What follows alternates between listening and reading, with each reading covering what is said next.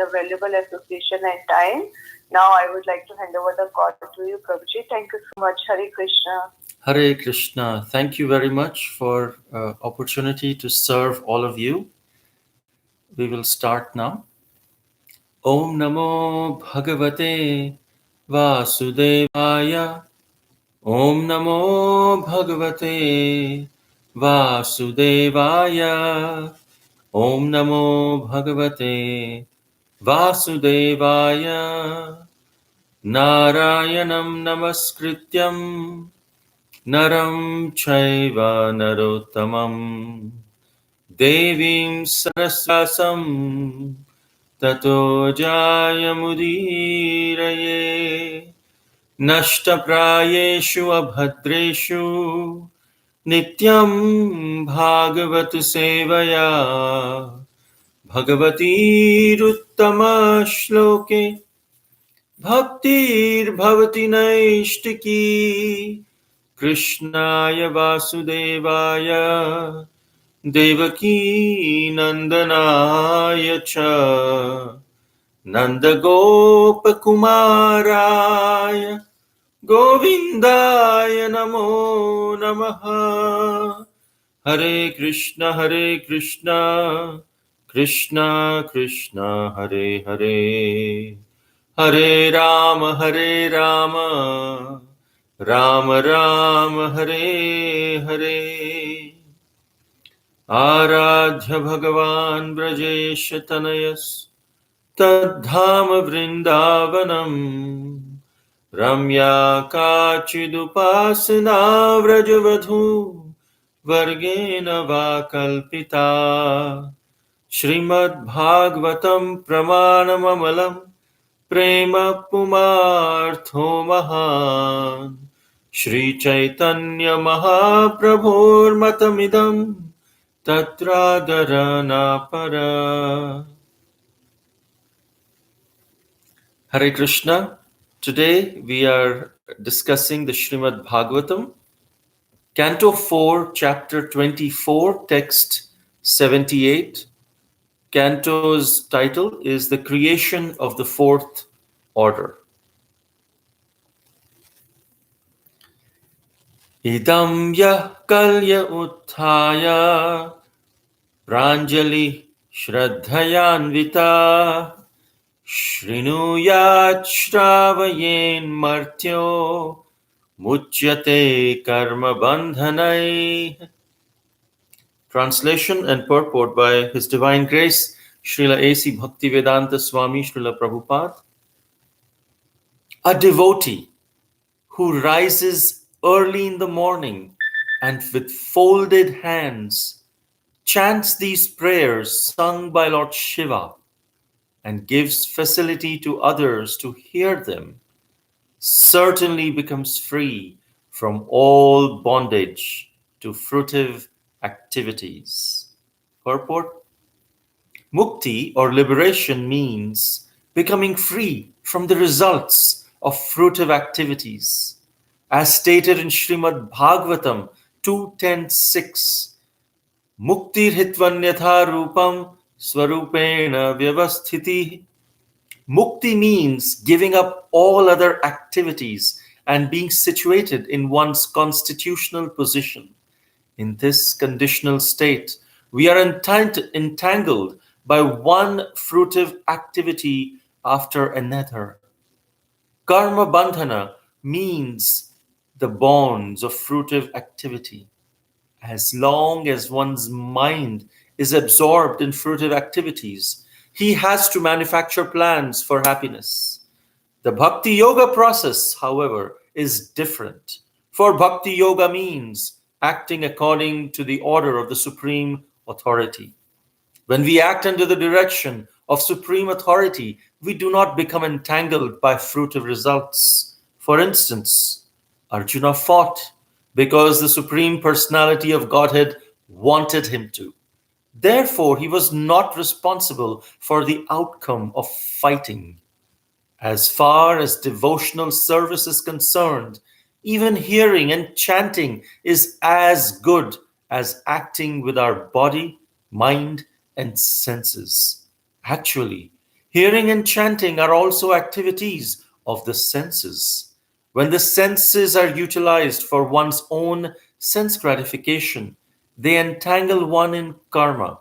But when they are used for the satisfaction of the Lord, they establish one in bhakti. Om Jnana-timirandhasya Jnananjana-shalakaya Chakshurunmilitam Yena Tasmai Shri Gurave Namaha. Nama Om Vishnupadaya Krishna Pristhaya Bhutale Srimate Bhaktivedanta Swami Niti Namine. Namaste Saraswate Deve Gauravani Pracharine Nirvishesha Shunyavadi Paschatya Deshatarine. Jaya Shri Krishna Chaitanya Prabhu Nityananda Shri Advaita Gadadhara Shri Vasadi Gaura Bhakta Vrinda. Hare Krishna Krishna Krishna Hare Hare, Hare Rama Rama Rama Hare Hare. Hare Krishna, everyone. Today we are discussing a very important verse which talks about what the falastuti, what happens when someone sings this song that is sung by Lord Shiva. So it says there are four aspects that are emphasized here in the translation itself, and then Srila Prabhupada emphasizes more.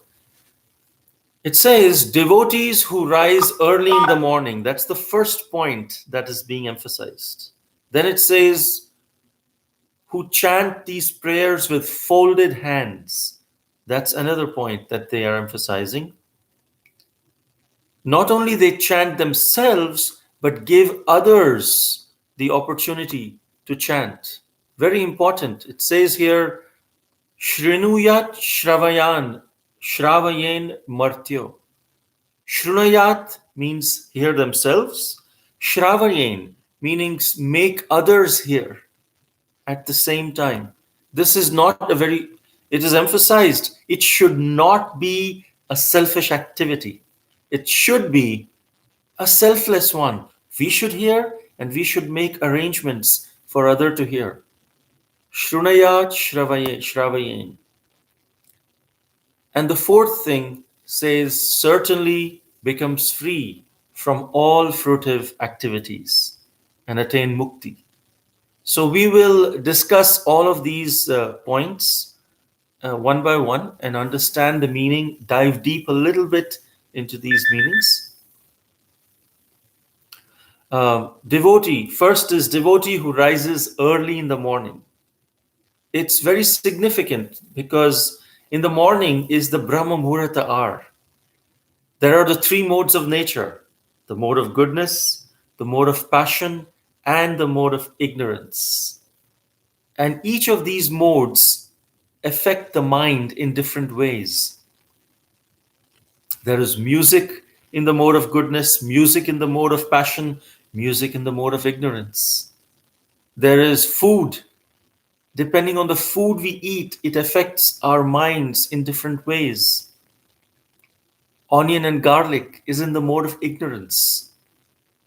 There is passionate food with a lot of chili and things like that. And then there is the food in the mode of goodness with milk sweets and all the other stuff, which affect the mind in different ways. But then, in the morning, there is an hour called the Brahma Muhurta time. That time is the time when the modes are not effective and when is best for spiritual activities. When we perform spiritual activities during that time, then we are not affected by the modes so much, and the mind is eager to absorb all of that. So it's very significant. Srila Prabhupada says Brahma Muhurta time is 1.5 hours before sunrise.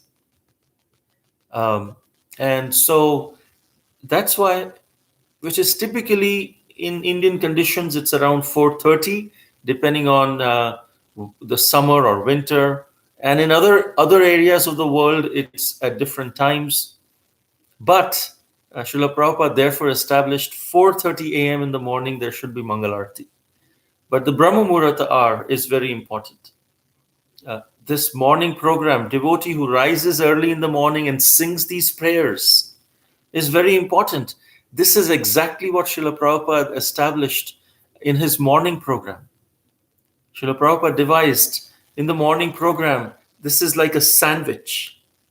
It's the first part of the bread is when we are praying for mercy for the Guru, praying, singing the Gurvashtakam, and then Tulsi, then Narsingha prayers, and then Tulsi prayers.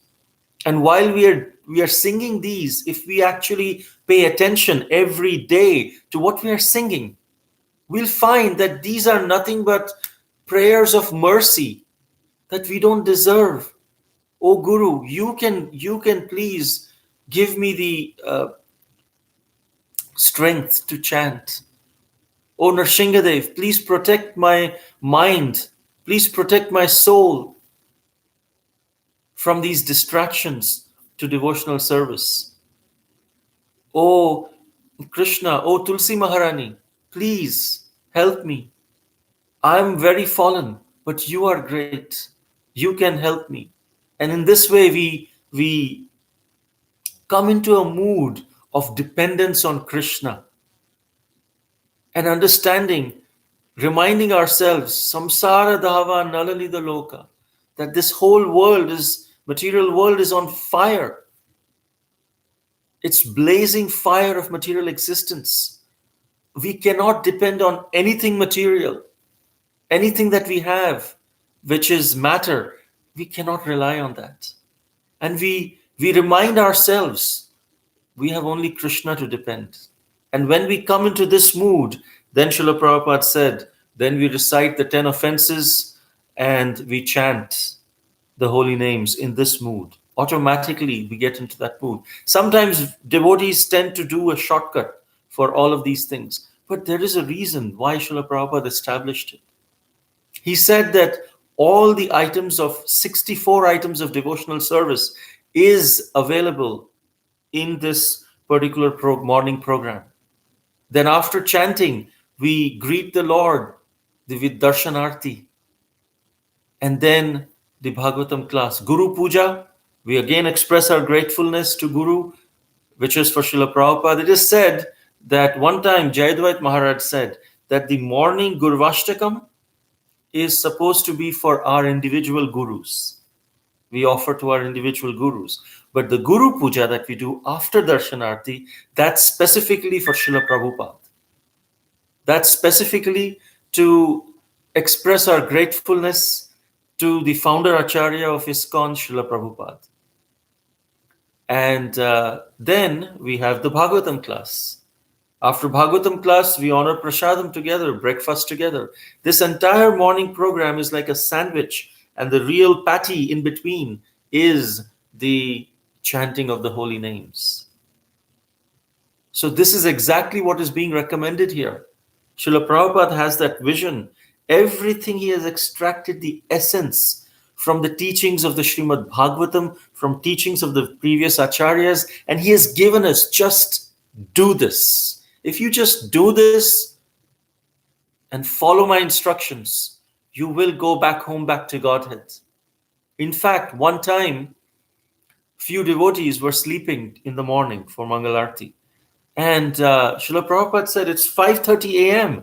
Where is such and such devotees? I won't take names, but he asked for those devotees. And the servant, Shruta Kirti Prabhu, he told Srila Prabhupada, well, they may be tired, they're still taking rest. Srila Prabhupada said, why are they taking rest? Call them here. Call them to me. This morning program is so essential. And then he said, if anyone chants 16 rounds, follow regulative principles, rises early, reduces one's eating and sleeping, one gets spiritual energy. And if one follows these guidelines for 12 years, all he speaks will be perfect. This is what Srila Prabhupada said. This is the potency of the morning program, of once in the morning we surcharge our mind and our soul with such spiritual energy, then the entire day becomes, we are always thinking of Krishna because we have surcharged, our batteries are so high. But by the end of the day, again, we are so much inflicted by illusory Maya, material energy.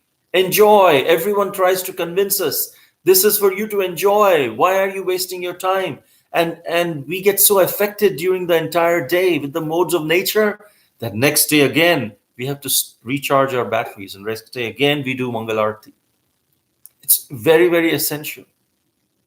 In fact, it's so essential rising early in the morning. Even materially, if we want to be successful, materially successful people also rise early in the morning to get that extra time and focus before the hustle and bustle of the day starts.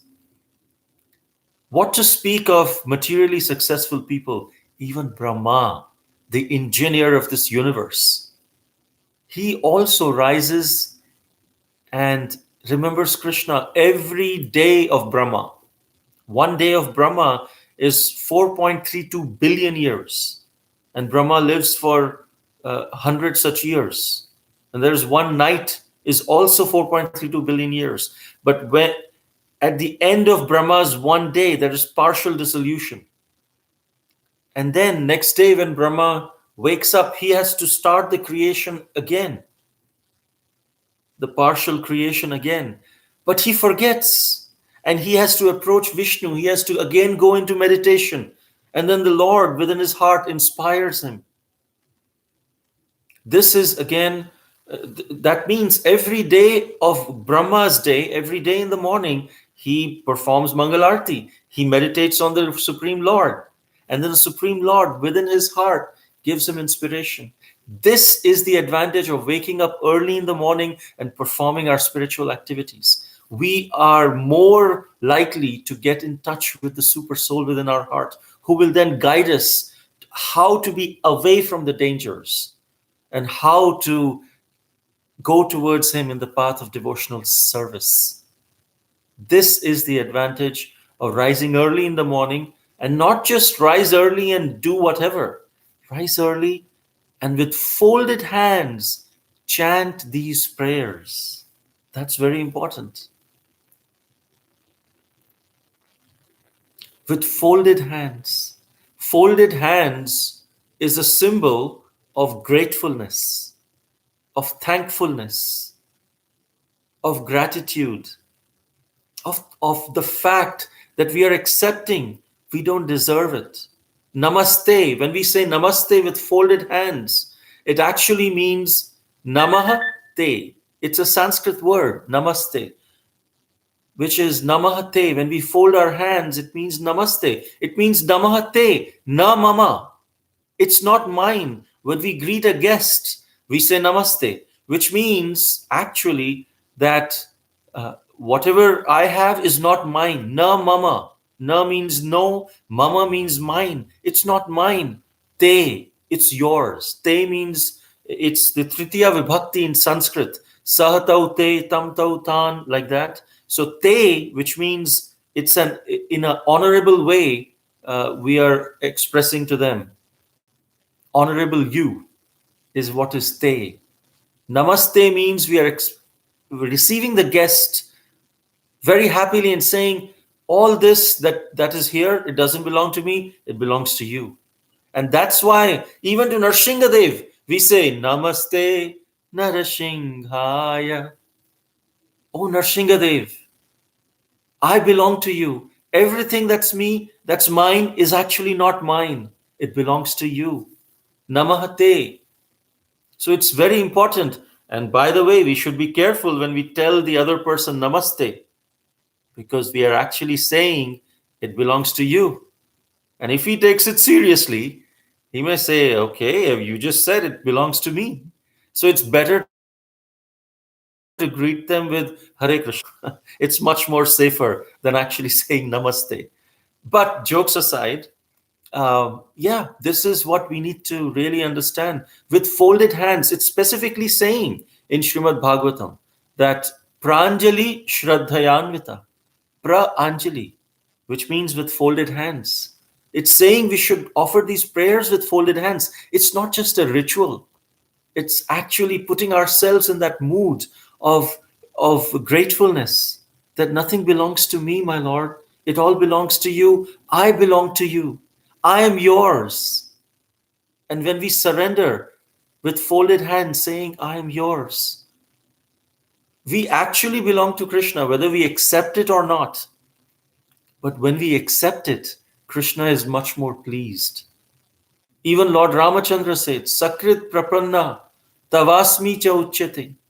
One who surrenders to me and says, I am yours.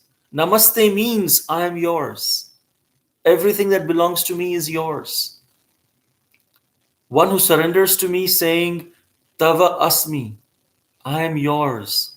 I give him all fearlessness and hope and courage. This is the advantage of saying folded hands. It's not just some ritual, but when we say folded hands, it's gratitude. And we fold our hands when things are going good and when things are not going so well in our life, not as we expect. When we are suffering and having miseries, can we still fold our hands and say, thank you, Krishna. Thank you for these miseries. I deserved much worse. But you are so wonderful that you're giving me just a tiny bit of what I deserve, just so that I can understand, that so that I can be corrected. And if we are always in this mood of gratefulness, of gratitude, with folded hands within our hearts and in person, then we will always be happy. This is the secret of happiness. Folded hands. Secret of happiness is being grateful, offering our gratitude in any situation. One time, there was a brahmachari during Lord Chaitanya's time. And this brahmachari, he was so austere. He would just subsist by drinking a glass of milk every day. And after some time, he would only drink some few sips of drink on his palm and just subsist on that. And he one time came to Navadvip. This was the time when Sri Chaitanya Mahaprabhu was doing his nocturnal kirtans, all-night kirtans, just relishing the holy name of the Lord and jumping and dancing in the association of devotees. But there was one condition. Anyone who would enter into this nocturnal kirtan at the house of Srivas Thakur had to be a pure devotee. No one else was allowed. Lord Chaitanya had not yet started his Sankirtan movement to distribute the love of God everywhere. He had not started that yet, but he was preparing for that in the association of devotees, all night kirtans. Because one day, devotees were chanting in the daytime, and then Lord Chaitanya said, why are we wasting time sleeping in the night? Let's just chant in the night as well. And whatever Lord Chaitanya said, the devotees said, yes, we should do it. And they were all night these kirtans were going on, and they became so famous amongst devotees. And amongst non-devotees, they became notorious and infamous, these kirtans, because people would say, what are these devotees doing in the night, closing doors and chanting and dancing? And this milk-drinking brahmachari, when he came to Navadvip, he said, oh, this is so wonderful. Lord Chaitanya and his associates are jumping and dancing and in kirtan. I wish I could be a part of that kirtan for some time. Now that milk-drinking brahmachari, if today he was here, he would be a big, big guru. Everyone would be following him with the kind of austerities that he was doing, with the kind of Shakti he had, the spiritual power that he had. But he was very humble. He came and he said to Srivas Thakur, my dear Srivas Thakur, I have heard, with folded hands, he was begging, I've heard about these nocturnal kirtans. It is in your house. If you agree, please, I'd like to participate in these kirtans. And Srivas Thakur was a little hesitant. He said, okay, let me think about it. I'll come tomorrow. And Srivas Thakur said, maybe, it was just a courteous request. Maybe he'll not come tomorrow. But this brahmachari came the next day. And then again the next day. And Srivas Thakur heard of the glories of this brahmachari and how he was eager to meet Lord Chaitanya. So this Srivas Thakur said, okay, I can allow you to come, but there is one condition. You cannot be seen during the kirtan. I will have you hide inside my house, behind some of the drums. You can hide and watch the kirtan, if that's okay with you. The brahmachari said, yes, that's perfect. If I can see Lord Chaitanya, I'll be so happy. So Srivas Thakur said, all right, come on in. And so the night kirtan began. And this brahmachari, he was hiding behind to witness this wonderful kirtan of Lord Chaitanya. And then Lord Chaitanya said, Vasu Ghosh, let's start. And all the mridangas and kartals started, and they started singing beautifully. And Lord Chaitanya, he was getting into the waves, into intoxicated self of love of God. And he started jumping and dancing. And then he suddenly said, stop. I'm not feeling the same ecstasy today. Why is it, Srivas? Srivas Thakur said, no, let's try again. And so they again tried. And Lord Chaitanya, after getting into the mood, he again said, stop. I'm really not feeling some ecstasy today. Srivas, is there someone here who is not supposed to be here? And Srivas Thakur, he said, my dear Lord, everyone here is your devotee. But there is a new guest here. And just to be courteous to you, I asked him to hide behind. And he was so eager to see you. He wanted to just participate in the kirtan. He didn't want to disturb anything. So I allowed him to just be here and watch your kirtan. And this devotee is so wonderful. He's a brahmachari and he just subsists on drinking milk. When Lord Chaitanya heard this, he became so angry. He started shouting and yelling at at Srivas Thakur. Do you think that by austerities people can win me over? Do you think that just by brahmacharya you can attain bhakti? Do you think just by drinking milk you can attain bhakti? Get that milk drinking brahmachari out before I destroy the universe. And seeing Lord Chaitanya so angry, Srivas Thakur, all the devotees were trembling. What's going on? And this milk drinking brahmachari, he came out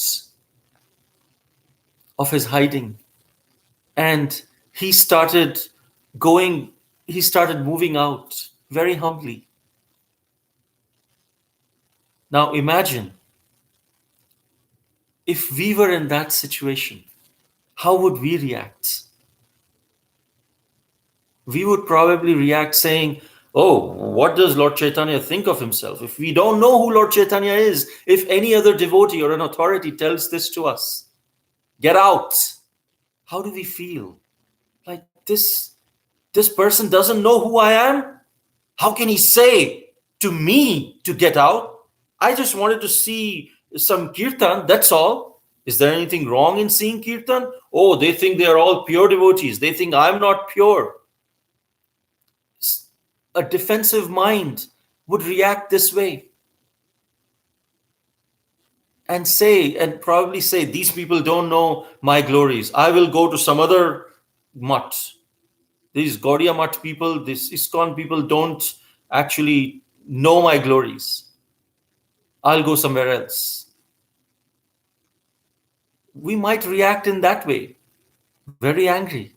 But this brahmachari, in his heart, he was grateful.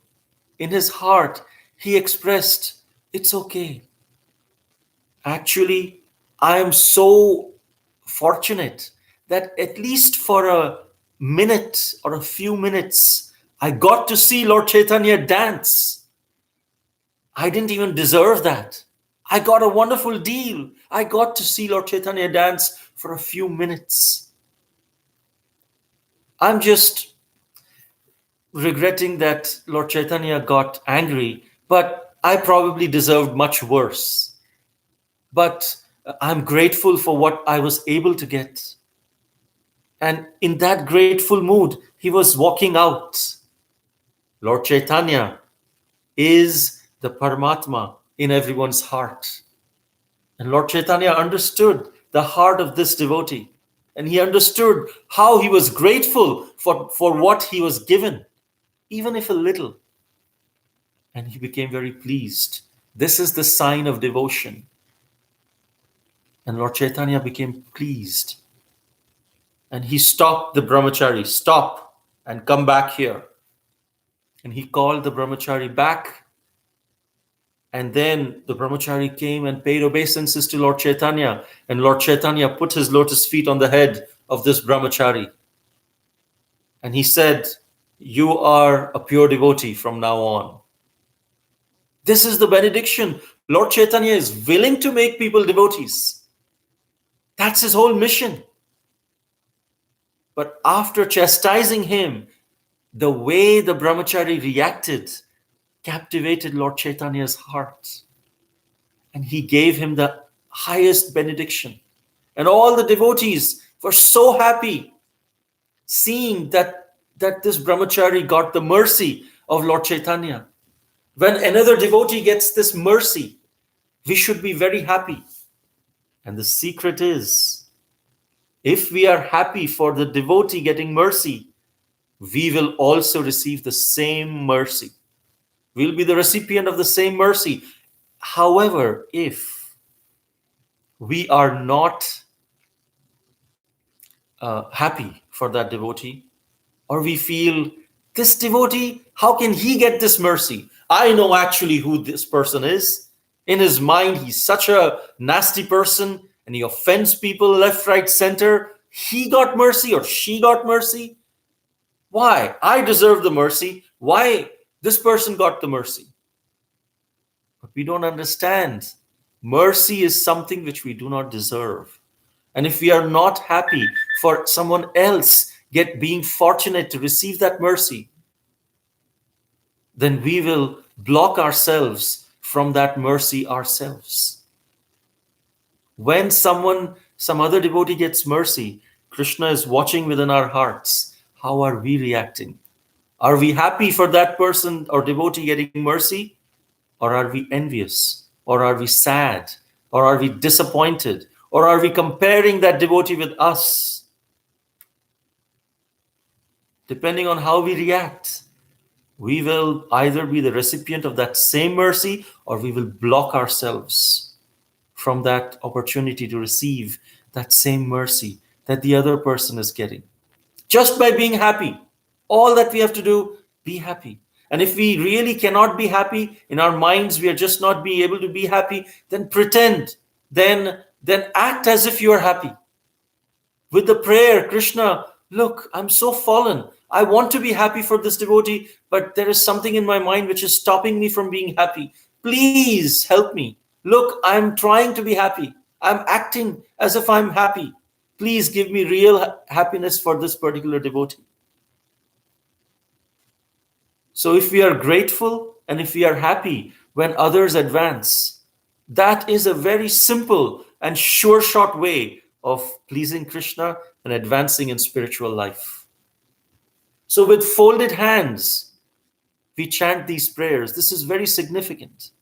Folded hands signify gratefulness. The other thing is it says, gives chance for others to hear. Not only hears this prayer, chants and hears that prayer themselves, they also give chance for others to hear. If we do that, then we become free from the fruitive activities.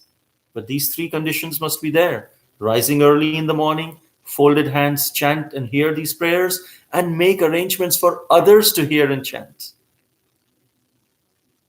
This is what Srila Prabhupada's movement is for. This is what ISKCON, Srila Prabhupada devised this ISKCON exactly for this purpose. To give opportunities for others to make advancement, to hear and chant. And actually, when we do that, that is real Rasa Leela. Srila Prabhupada said, devotees would say, Prabhupada, we are going out on book distribution and doing so many services, and we are not getting time to hear and chant. We are not getting time to hear about the higher topics of the Rasa Leela and all of that. Srila Prabhupada said, book distribution is Rasa Leela. Why? Because the mood of Rasa Leela is that one gopi is trying to push another gopi towards Krishna. And in book distribution, that's exactly what we do. We chant ourselves, we worship Krishna ourselves, and then we give others the opportunity by just touching a book, by just reading a word. Srila Prabhupada said their spiritual life is started. And so we are pushing them towards Krishna. We are taking a lower position and humbly going and asking, please, Koho Krishna, Bhajo Krishna, Koro Krishna Shikha. Please take Krishna's name, take this book, Koro Krishna Shikha. Educate yourself about Krishna. And when we push them, this is the mood of Rasa Leela. When we give chance for others to hear. And therefore, we should be very grateful and thankful to the organizers of this Bhakti Sangha Japa conference call, because it's providing a platform for those who cannot, for some reason or the other, be engaged in temple services because the temple is not available, or for so many different reasons. It's giving an online platform for giving a chance for others to hear and chant.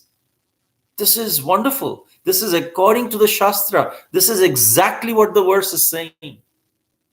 So we should come forward and volunteer ourselves as much as possible for this wonderful Bhakti Sangha. Because preaching means hospitality. And with that hospitality, to transform people's lives. Preaching is not just saying words, but also inspiring others with our example, with our words, with our deeds, with our helping nature, with our hospitality, everything combined. Giving chance for others to hear and chant. In fact, Lord Chaitanya, Lord Nityananda, Haridas Thakur, who are our leaders of this preaching movement, who started this Sankirtan movement in Kali Yuga, they have advised us, they have set an example that they went to such an extent, risking their own lives sometimes. Lord Nityananda and Haridas Thakur were a preaching team. They would go together, door to door, knock on people's doors and say, our Lord Chaitanya has asked everyone to chant. Please, you also chant and you can get the benefit. They would first glorify them. You are so wonderful. You are so scholarly. But now forget your scholarship and just chant. We are humbly requesting you. This is the mood in which Lord Nityananda, Haridas Thakur, in fact, they even risked their life with Jagai and Madhai. And then later, Markhe Premadai, Doyal Tonai Hai. Who is there? Who is more merciful? Who gets hit on the head? Marke, but still gives love of God. This is our dear Lord Nityananda. This is the mood of preaching. Of course, it's not like we should deliberately put ourselves in the harm's way, but that is the mood. That is the self-sacrifice that we should be willing. For just, Prabhupada said, to make one devotee requires gallons of blood. And when that one devotee would leave the movement, Srila Prabhupada would cry, saying, there is so much gallons of blood to make one devotee. That devotee should not leave because of mistreatment. So in this way, we should give chance for others to hear. And certainly, finally, it says, if we do this, then what happens? Certainly becomes free from all the fruitive activities. From mukti. It says, the word says, muchyate karma bandhana. Completely becomes freed. And Srila Prabhupada says, muchyate comes from the word mukti. And he tries to explain, as per Srimad Bhagavatam, mukti is muktir hitvanyatha rupam swarupena vyavasthiti. Mukti, real mukti means to be re-established into our constitutional position. What is the constitutional position of the soul? To be the Gopi Bhartur Padakamalayur Das Das Das Anudas. That is the eternal servant of the servant of the servant. Das Das Das Anudas. Not boss, boss, boss, anuboss. It is actually Das. But we try to be master of the master of the master. But our mood is supposed to be servant of the servant of the servant. Then we have actually achieved mukti.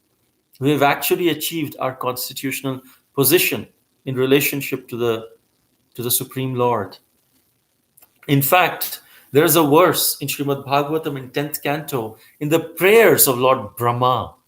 And Brahma there prays, Tattenu kampa susamikshamano bhunjana evatma kritam vipakam ritvakvapurbhir vidadhan namaste jiveta yo mukti pade sadai bhak. One who gratefully accepts the miseries within his life, with his body, mind, and words, Vidadhan Namaste, expresses gratefulness, even in miserable conditions, while tolerating the sufferings that come upon that person due to his past misdeeds. Still he tolerates. And not just tolerates, be grateful. Vidadhan Namaste. Then what happens? Jiveta yo mukti pade sadai bhak. One who lives like this, he is the true heir to the mukti. Mukti pade sadai bhak. He deserves that mukti pada. And this verse, when during Lord Chaitanya's time, when Gopinath Acharya in Jagannath Puri, he read this verse. Sarvabhauma Bhattacharya, who was the biggest Mayavadi in Jagannath Puri at that time, he had so many followers, and Lord Chaitanya had transformed him from a Mayavadi to a Bhakta, to a devotee, and he was a sold-out servant he became of Lord Chaitanya. When he read this verse, he read, Mukti Padesa Daibhak? He deserves mukti? No, this is wrong. This is incomplete. It should be Bhakti Padesa Daibhak. So he wanted to scratch Srimad Bhagavatam and say this mukti pade should be bhakti pade. Because one who lives like this with gratefulness in all situations to the Lord, understanding that if this is what Krishna is sending, this is what I need to make spiritual advancement. And therefore, rather than complaining and blaming this person and that person, let me just accept this situation gratefully for Krishna's pleasure, just like this brahmachari did. And if one does that, then he is bhakti pade. He deserves bhakti, not just mukti. And he went to Lord Chaitanya and he said, I'm changing this Mukti Pade to Bhakti Pade. And Lord Chaitanya said, he laughed. And he said, you, the biggest Mayavadi, who used to say Mukti is the ultimate destination, now is saying Bhakti is the ultimate destination. Wow, what a transformation. And Lord Chaitanya said, we should not change the scripture. When he says Mukti, when it says Mukti Pade, it actually means Bhakti Pade. Because there are different kinds of Mukti, and Bhakti is the highest kind of Mukti. Mukti Pade Sadai Bhak. There are 5 kinds of liberation that's explained. There is Sarupya Mukti, Salokya Mukti, Sarishti, Samipya Mukti, and these are the 5 kinds of different Mukti, liberation. Salokya Mukti means one gets the same planet as the Lord. Salokya Mukti, Sarupya Mukti means one has the same form as the Lord. Samipya Mukti means one can reside near the Lord. Sarishti means one has the same opulence as the Lord. And then Sayujya Mukti, which is the lowest form of Mukti, which means to merge into the Brahma Jyoti of the Lord, or sometimes to merge into the Lord, just as the demons do. But the highest is Bhakti. Highest form of Mukti, liberation, is Bhakti, and one who is always chanting with folded hands, he gets that kind of Bhakti. And then finally, Srila Prabhupada says in his purport that hearing and chanting is as potent as performing service with our body. The exact sentence, which is very striking, he says, Arjuna fought because the Supreme Personality of Godhead wanted him to. Therefore, he was not responsible for the outcome of the fighting. As far as devotional service is concerned, even hearing and chanting is as good as acting with our body, mind, and intelligence and senses. Actually, hearing and chanting are also activities of the senses. When the senses are utilized for one's sense gratification, they entangle one in karma. But when they are used for the satisfaction of the Lord, they establish one in bhakti. So he says hearing and chanting is as good as acting with our body, mind, and senses. And if we see all the great souls, they have started their devotional service by hearing, like true devotional service. We see Arjuna. He heard the Bhagavad Gita, and that's how he was inspired and transformed to fight in the proper consciousness of bhakti. Rukmini Devi, she never saw Krishna before. She only heard, before she fell in love with him, she only heard the glories. Simply by hearing about Krishna, she fell in love with Krishna. She had not even seen Krishna, even though Krishna was present on the planet at that time. And then she started praying within her heart. She started writing love letters just by hearing his glories. Similarly, if we hear the glories of Krishna, we can start writing him love letters while we are chanting. With whatever little love we have, we just offer it to him. Until Krishna kidnapped her. That's when the first time Rukmini Devi saw Krishna. Srila Prabhupada, he was very fond of hearing. Bhaktisiddhanta Saraswati noticed that in all this assembly, everyone is eager to go for the Vrajamandal Parikrama, looking at places, but he likes to sit and hear. Narad Muni, he became Narad Muni because he heard from the Bhakti Vedantas and served them. And then when his mother left, he remembered what he heard attentively. Shukadev Goswami, it is said that he heard, before he spoke Srimad Bhagavatam, he heard from so many different devotees. For each devotee, we can say the pastime, but he says he heard from Lord Shiva when he was in the Shuka form.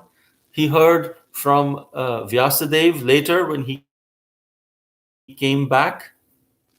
He heard from Agastya Muni in the 6th canto. He says he is repeating this because he heard from Agastya Muni. He heard from Narada and Devala, these two sages as well.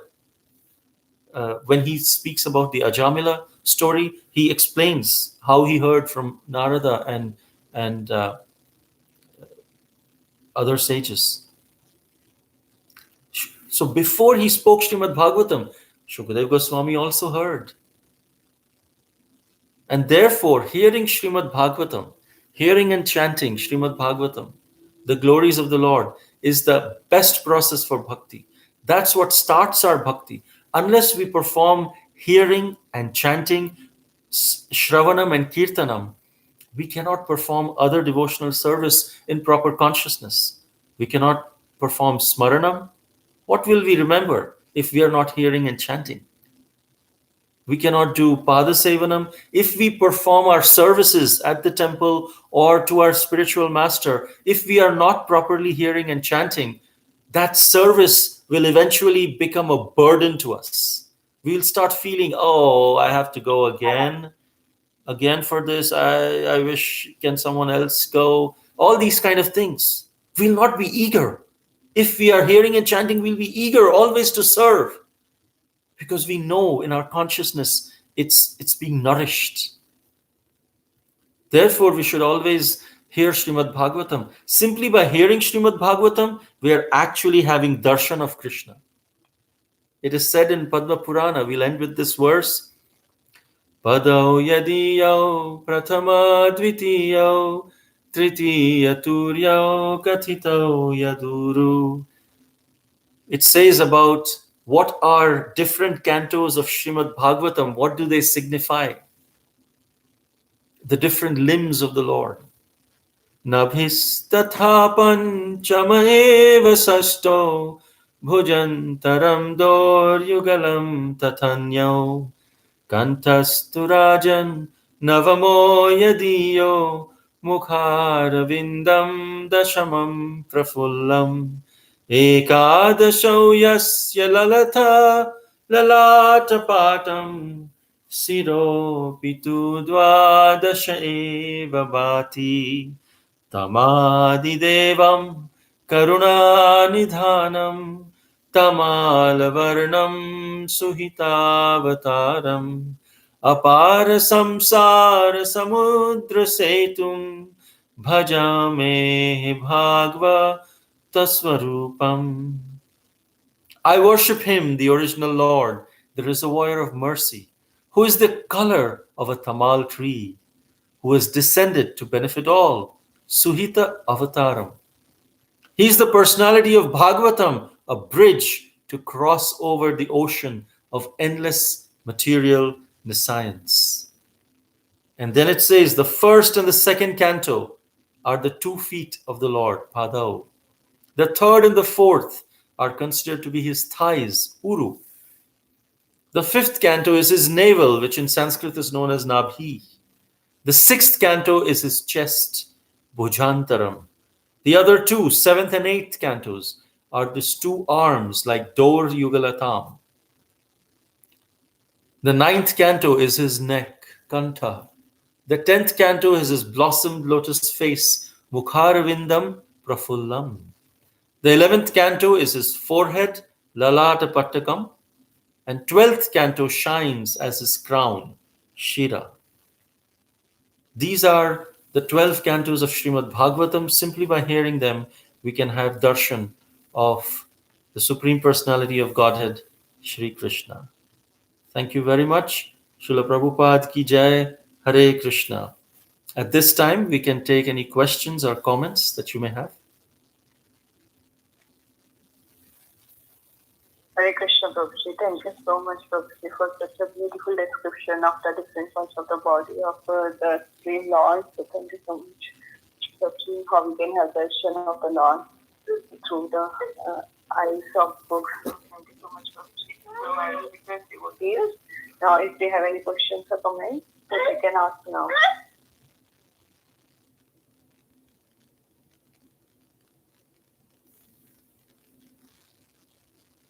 Hare Krishna, Prabhu. Hare Krishna. Yeah, very wonderful class. Can you please give me the reference that you have for the statement that hearing and chanting is as good as physical service? Mataji, can I request you to speak a little louder? I'm not able to hear, Yes. understand. I'm referring to that part of your talk where you were stressing that hearing and chanting is as good as physical service. Can you hear me? Yes, I can hear you. Okay, so I was wondering if you have a scriptural reference for that. Well, this is, I just read from what Srila Prabhupada says in his purport. And Srila Prabhupada said that it is hearing and chanting. As far as, let me read that again. Yeah, I was wondering like which purport he was saying that in. Yeah, the purport to this verse, 4th canto, 24th chapter, 78th verse. Okay. Yeah, this is the verse for today, and he says in that purport, the I think third last line, as far as devotional service is concerned, even hearing and chanting is as good as acting with our body, mind, and senses. Because unless we have proper hearing and chanting, even if we engage with our mind, body, and senses, it will not be for long, or we would not be doing it in proper consciousness. We would probably be just doing it for, for a different purpose, and just do it as an austerity, or we won't relish it. And if we don't relish something, after some time we just stop it. It's difficult to go uh, forward for long. I mean, people can do it, but then we. So that's what his idea is.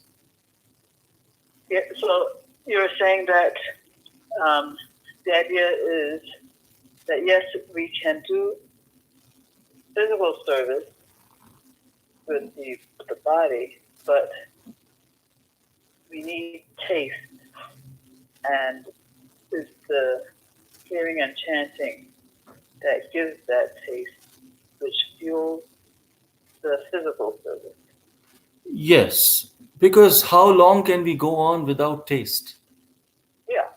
Yeah. I mean, so we should always have this goal that as soon as possible, we should try, as much as possible, we should try to maintain that taste, because we can still stick around, but as soon as we are feeling we are losing taste, that means there is something wrong, and I must focus on my hearing and chanting, and maybe improve my hearing and chanting. Then everything else will fall in order.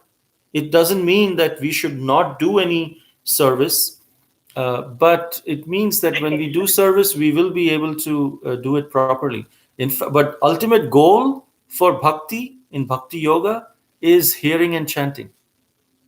Uh, in fact, Bhakti Siddhanta Saraswati, in his ashram, there was one brahmachari, Akinchan Das Babaji Maharaj, who later became a very good friend of Srila Prabhupada, Akinchan Das Babaji Maharaj. And he would just, when he joined the ashram, he would just sit and chant the whole day. And he would not do any service. And he would just honor prasadam, then go back and start chanting. And the devotees were, the management of the devotees of the ashram, they were like, yeah, he should chant, but he's just not doing any service. He's just keeping on chanting. So they complained to Bhakti Siddhanta Saraswati Thakur. And Bhakti Siddhanta Saraswati Thakur said, if any of you can do what he's doing, if you can just sit and chant, I will provide you food for the next rest of your life. Can you do that? So leave him alone. If he is hearing and chanting, focusing on that, and if he has that taste and he can do that the entire day, then leave him alone. That's what Bhaktisiddhanta Saraswati Thakur said. But in fact, the edict is Kirtaniya Sada Hari. eternally, every time, every moment we should keep chanting and hearing.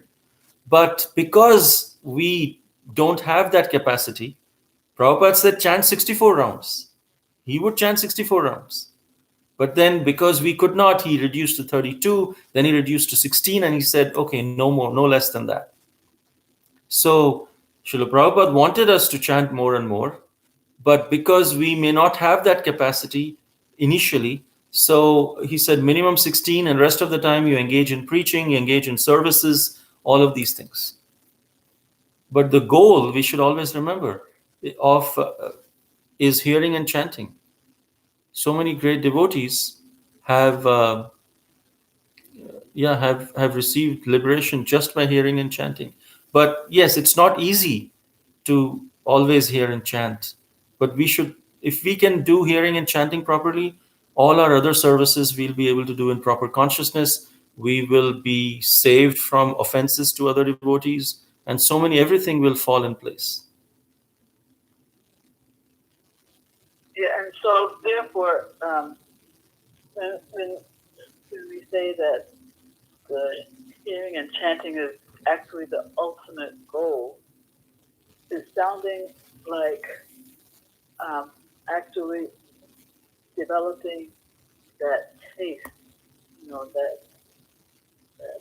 that attraction for Krishna's service is the actual goal. Because Yes. if we once we have that, we can do any of the services all day. We can hear and chant all day. We could do book distribution all day. We could mop floors all day. Yes. Simple floors. Yes, you're correct about that. And that's why when we chant, we should pray, beg to Krishna, please give me this taste for hearing and chanting. And if we don't have the taste, we should accept it. I don't have the taste, but use that acceptance and humility to beg Krishna. I'm dependent on you. Only you can give me taste, please. So we should, if we don't have taste, we should not give up. Oh, I don't have taste. What to do? We should be eager to yearn for it. If we are not, as Prabhupada said, if you're not eager, then be eager to be eager. Like that.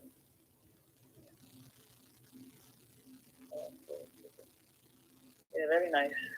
Very nice clarification. Thank you so much. Thank you. Thank you, Mataji.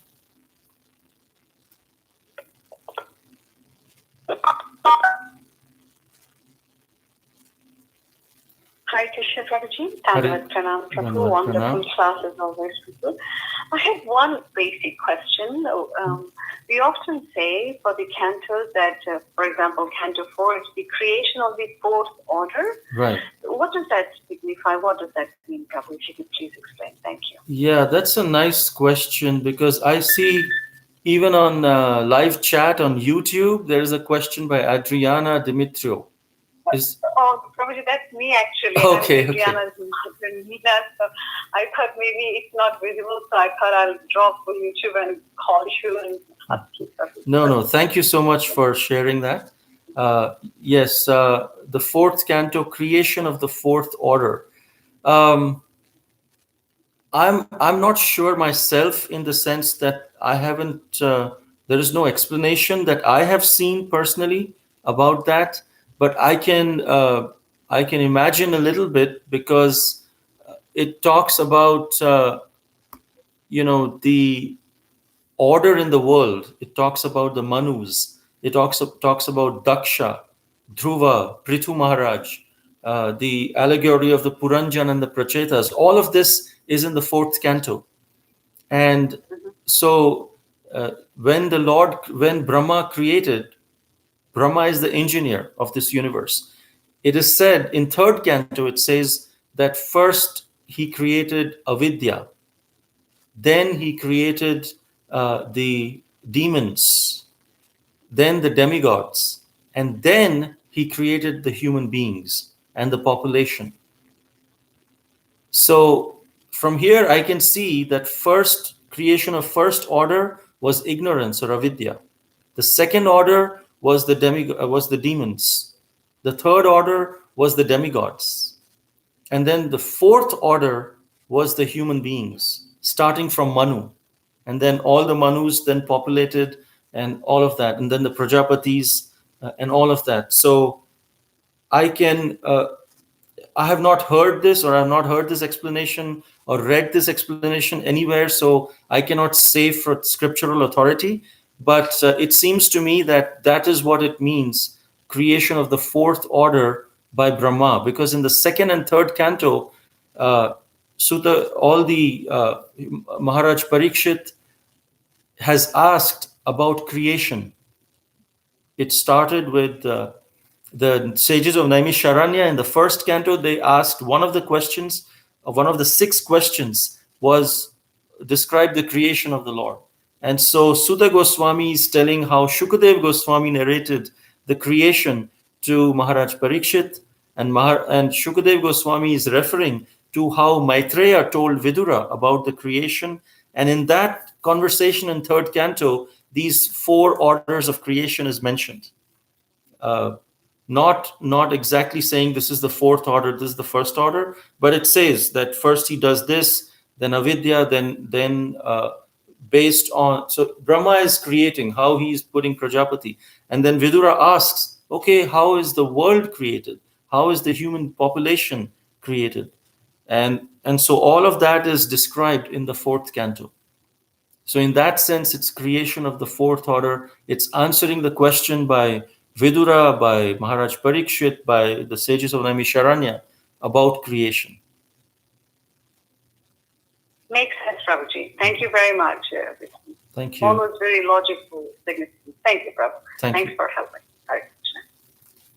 I also see on live tube there is another question which says, Niharika Mataji, please help me in understanding why Srimad Bhagavatam cantos started with lotus feet and ended with lotus face.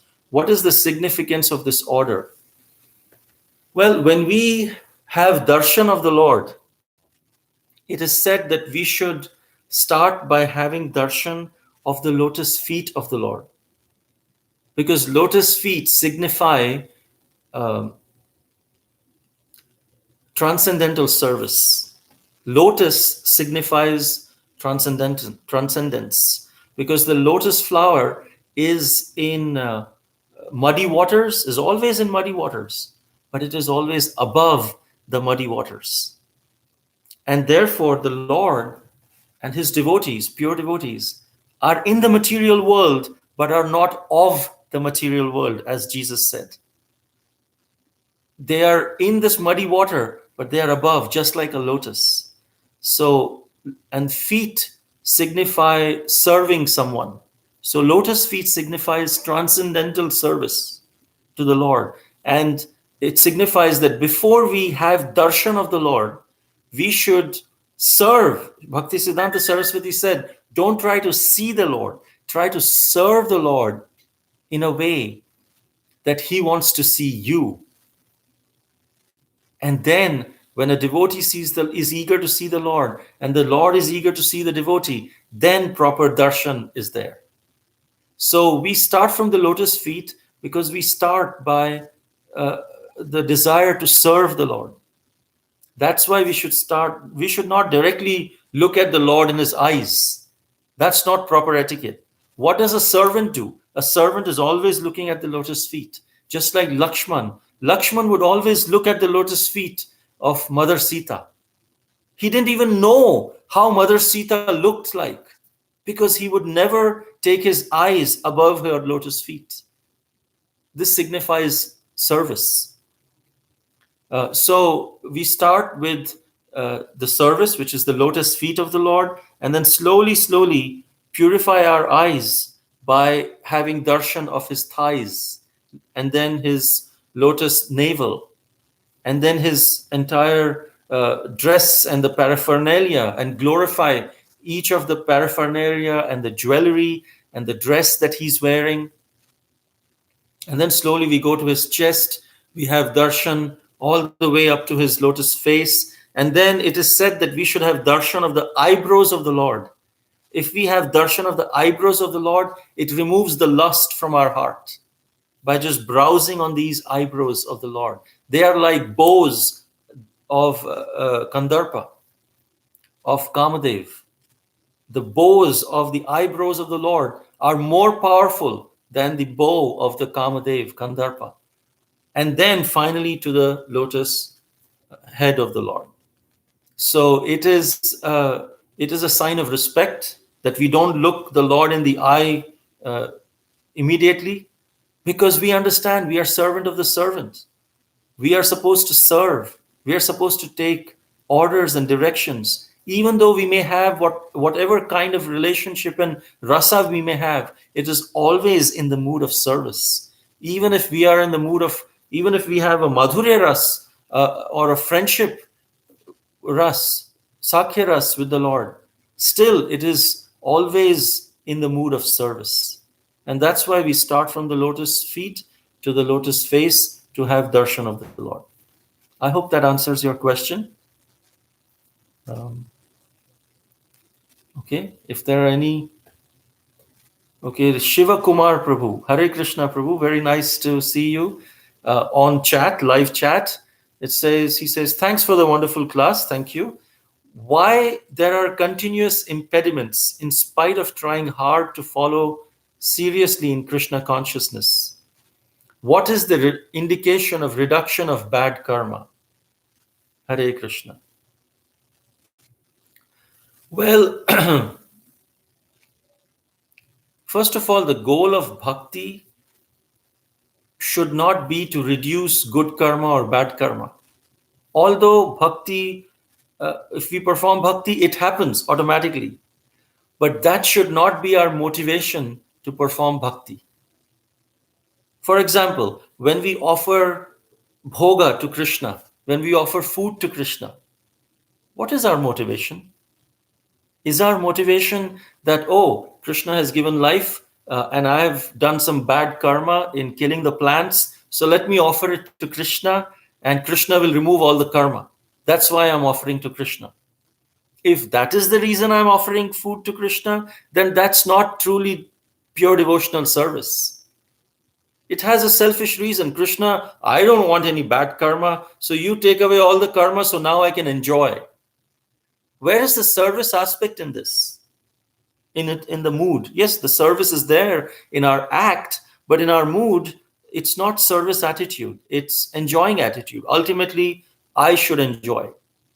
But if we offer food to Krishna, saying, Krishna, please accept this. I'm so fallen. This all belongs to you. But along with this, I'm offering my little love. Please accept it. I don't deserve it, but please, you are very merciful, you are very kind. I'm doing this for your pleasure. Now, if you take away karma, that's up to you. If you don't take away karma, I'm fine with that. I just want you to be happy. And if we have that mood, then we are actually performing bhakti. So, therefore, it says that we should not be focusing on reduction of bad karma or good karma, but the indication that we are advancing in bhakti is that our attraction towards material things is reducing and our attraction towards Krishna is increasing. That is the sign of advancement. Our attraction for hearing and chanting is increasing. We are becoming more and more eager. Oh, when will I wake up in the morning and start chanting the holy names? With that eagerness, when we start chanting, then we know we are advancing. Or when will I start hearing Srimad Bhagavatam? When will I come back from work and then read Srimad Bhagavatam? If we are eager like that, we are advancing. If we are thinking, oh, I have to get up again and chant. I just chanted yesterday night. Again, I have to start my 16 rounds. All right, let me just do that. Then, we still have long ways. We should understand we have long ways to go. But we should continue chanting, even with that attitude. We should not stop chanting. But yes, so that's one of the things. Then your question was why there are continuous impediments in spite of trying hard. It is said, Bhakti Vinod Thakur said a very wonderful thing. He said, impediments are things that we see when we take our eyes off the goal.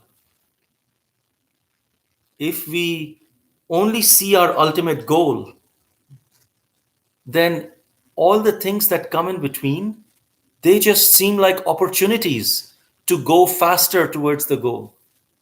But if we take our eye off the goal, then suddenly we start seeing everything as an impediment. But within every so-called impediment, if we are always conscious of the goal of love of God, of pleasing Krishna, pleasing Guru, and we are just focused on that and not distracted from that goal, then any so-called impediment actually transforms into an opportunity to advance faster towards Krishna, to become more and more attracted to Krishna faster. And therefore, for pure devotees, Krishna personally puts them through impediments. We see how Pandavas were put through impediments. They were banished from the kingdom. How Vidura, he was banished from his own kingdom. He gave so much his life and soul, the entire life and moments to serve the Kurus. But he was banished in the end, mercilessly. Duryodhan said, leave him just with his life heir. He gave the order for the guards to banish Vidura. But Vidura used this as an opportunity to go to all the pilgrimage. And because of his questions, we have the third canto of Srimad Bhagavatam, second and third canto, where he is interacting with Maitreya. So it seemed like an impediment, but it was an opportunity that the Lord was giving to advance more and more, because Vidura did not take his eyes off the goal. He said, okay, I was serving here, and ultimately my purpose was to please Krishna. Now I can please Krishna in another way, and let me see how the Lord inspires me. But he always had the faith. If we have the faith that Krishna is taking care of me, Krishna is merciful, Krishna is kind, then we can understand that this, even if it is because of my mistake or someone else's mistake, whatever I'm going through is just a stepping stone to my success, as long as we have faith in Krishna's kindness. Srila Prabhupada went through so many impediments. He had 3 heart attacks, but he didn't give up. He didn't know when he landed in America, he didn't know where to go, left or right. But he still had faith. Because of that faith and because of his eagerness to be an instrument of the Lord, he was always guided by Krishna from within the heart, by his Guru Maharaj, Srila Bhakti Siddhanta Saraswati Thakur. And every challenge turned into an opportunity, and he started advancing. So we should take heed and encouragement from this example. Krishna gives these impediments to devotees who are not so pure, practicing devotees, so that we don't remain complacent. Many times in our devotional life also, we start going on cruise control. When we are driving, suddenly when we are driving on a freeway, we can switch on the cruise control and just, steer the wheel, and that's all. And in our devotional life, sometimes we go on cruise control, and Krishna has to snap us out of that. And depending on how long we've been on cruise control, that snapping out seems more and more uncomfortable, because we are so used to that comfort. And Krishna wants us to advance. In order to advance, we have to come to an uncomfortable zone. And so he wants to remove our complacency, lethargy. And so he gives these impediments. But if we take it in a proper way, and instead of regretting what we may have done, may not have done, what we are being falsely accused for whatever reason, we still go ahead, then Krishna is pleased. And that same challenge, after a few years, we'll see that, or maybe a year or so, we look back and see, oh, you know what? It was much better. The direction that I was going on cruise control was was going to drop me off a cliff. Krishna woke me up so I can make a U-turn, or at least make a left turn or a right turn. And he saved me. And this happens every time. But if we are chanting 16 rounds of Hare Krishna mantra, following the principles, serving the devotees, rest assured that Krishna is taking care of us, because Srila Prabhupada has said this. You chant 16 rounds and Krishna will take care of us. If we are honoring prasadam, we are true to our principles of bhakti, Krishna is definitely taking care. All right, I hope that answers your question. Another question, KG, this is Kajal from Washington, D.C. Very beautiful class. Do we have to read Bhagavad Gita before reading Srimad Bhagavatam? Well, it is said that Bhagavad Gita is the ABC of Krishna consciousness. Srimad Bhagavatam is the graduation of Krishna consciousness. And Chaitanya Charitamrita is post-graduation of Krishna consciousness. So in that sense, yes, we should read Bhagavad Gita before, so that we can at least accept Krishna theoretically as the Supreme Personality of Godhead. Because in Srimad Bhagavatam, it almost assumes that we are accepting Krishna as Supreme. And then it goes from that point of view. Srimad Bhagavatam, but during Srila Prabhupada's time, different cantos of Srimad Bhagavatam were coming at different times. And devotees read different cantos of Srimad Bhagavatam at different times, may not be in the same order of the 12 cantos. Of course, Bhagavad Gita was printed first, and Srila Prabhupada printed the Krishna book.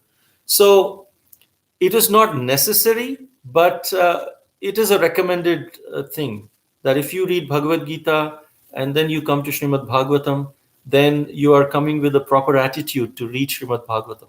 First, you hear from the person. I want to know who God is. So first I hear from God himself who he is. Then I come to Srimad Bhagavatam, where I hear from his devotees who God is, which is much more intimate. When we introduce ourselves, we say, I'm such and such, and we may sometimes not tell everything about ourselves. But if you ask our mother, and someone comes and asks our family, then our family can tell more intimate details about us. That is Srimad Bhagavatam. It's a little more intimate because it's the devotees who are talking about it. So it's not necessary, but it's recommended. Yes, if you can. All right. Okay. If there are any other question, we can take now, or if not, we can end here.